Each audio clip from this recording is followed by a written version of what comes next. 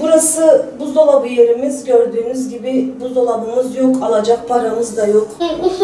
O zaman sen sayacaksın. 1, 2, 3, 4, 5, 6, 7, 8, 9, 10. Saklanmayan sığımsın.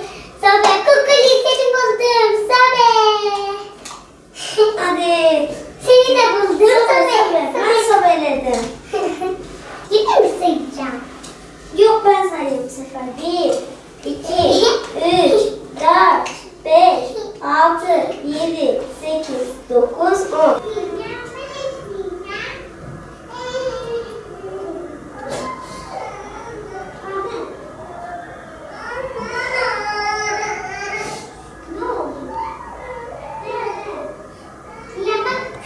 Eşim daha önceden bir yakıt geri dönüşümde çalışıyordu. O işte iflas etti. Her şeyimizi kaybettik. Ondan sonraki süreç çok zor oldu. Çalışamadığı için evimizdeki eşyaları da kaybettik. Bu süreç içinde borçlarımız da birikti.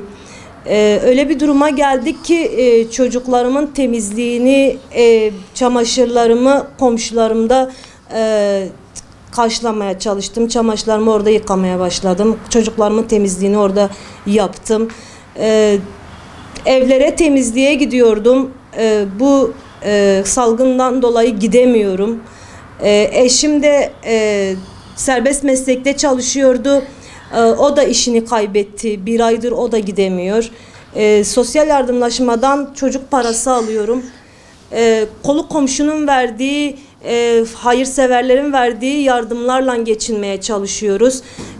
Bu süreçte elektrik, su, doğalgaz kesintilerine uğradık. 2 yıldır hiçbir tanesi yoktu.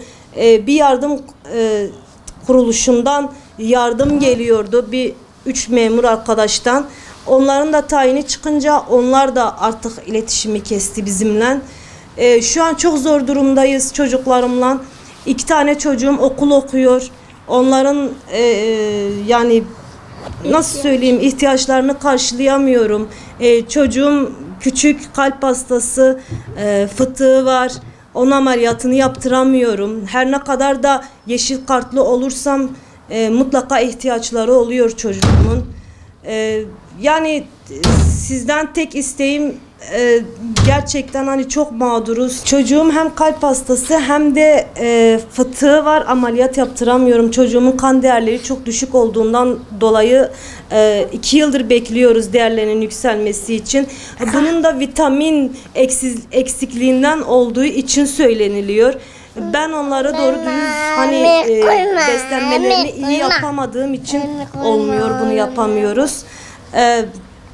Yani ben hani buradan yardımsever ailelere, insanlara hani sesleniyorum. Çocuklarım için hani yardım bekliyorum sizden. Valla Belediyesi'nden geliyoruz. Biliyorsunuz değil mi? Evet. Aynen. Şu gıda poşetlerini size teslim edelim. Çok sağ olun. Allah razı olsun. Hassasiyetinizden dolayı. Teşekkür ederim. Çok sağ olun. Allah razı olsun. Teşekkürler. Teşekkürler. Bağlar Belediye Başkanımıza. Evet. Sayın Hüseyin Beyoğlu. Hüseyin Beyoğlu'na çok teşekkür ederiz. Sağ olun. Allah razı olsun. Allah halinizi kabul etsin. Bu salgından dolayı kapımıza kadar getirdiğiniz, hassasiyet getirdiniz.